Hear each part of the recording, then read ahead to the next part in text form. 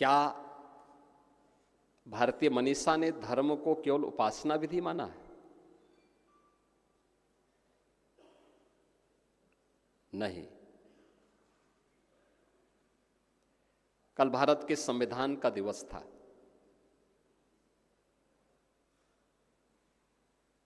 छब्बीस नवंबर 1949 को भारत ने अपना संविधान अंगीकार किया था।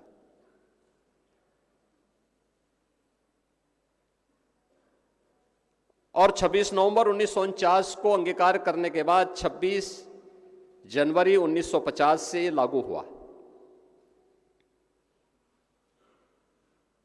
26 नवंबर 1949,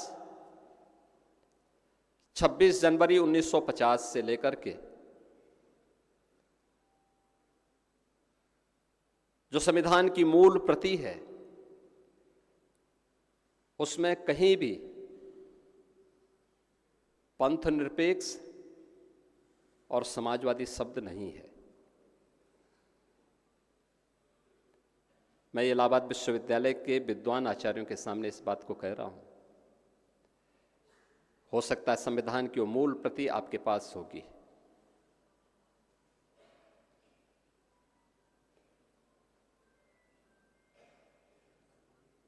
कहीं भी ये दो शब्द नहीं है। ये दो शब्द जोड़े गए तब जब इस देश में संसद भंग थी, इस देश में न्यायपालिका के अधिकार कुंद कर दिए गए थे, इस देश के लोकतंत्र पर कुठाराघात हुआ था। और जिन लोगों ने संविधान का गला घोंटने का काम किया था, वे लोग संविधान बचाने का ठेका लेकर के आज ढिंडोरा पीट रहे जा रहे हैं। ढिंडोरा पीटे जा रहे हैं। आज कह रहे हैं कि साहब संविधान खतरे में है, लोकतंत्र खतरे में है। प्रश्न ये उठता है कि यह समाज मूल्यांकन उन लोगों का कब करेगा जो लोग लोकतंत्र के लिए स्वयं खतरा है,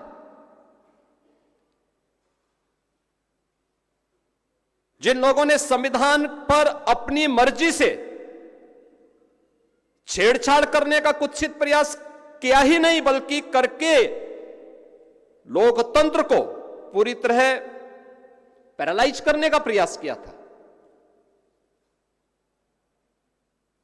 और क्या भारतीय मनीषा ने धर्म को केवल उपासना विधि या मत और मजहब के का पर्याय बनाया था? कतई नहीं बनाया था। कब बनाया था? कभी नहीं बनाया। हमारे यहां धर्म की बहुत विराट परिभाषा है, बहुत विराट। अगर आप उसको देखेंगे, भारत के संविधान की भावनाओं के अनुरूप ही अगर आप देखेंगे तो भारत का संविधान तो कहता है कर्तव्य, सदाचार,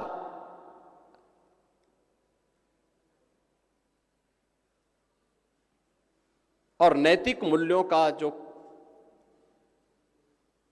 प्रवाह है, जिस पर व्यक्ति और समाज का जीवन टिका है, वही धर्म है।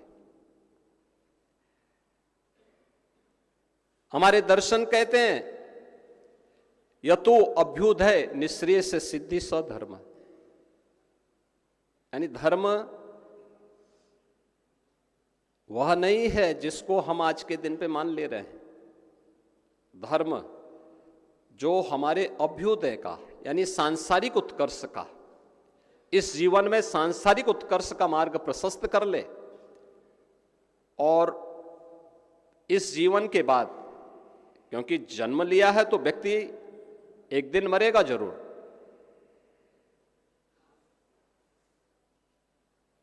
मुक्ति का मार्ग भी प्रशस्त कर ले, वही धर्म है। धर्म को किसी संकीर्ण दायरे में कैद करके भारतीय मनीषा ने कभी नहीं रखा।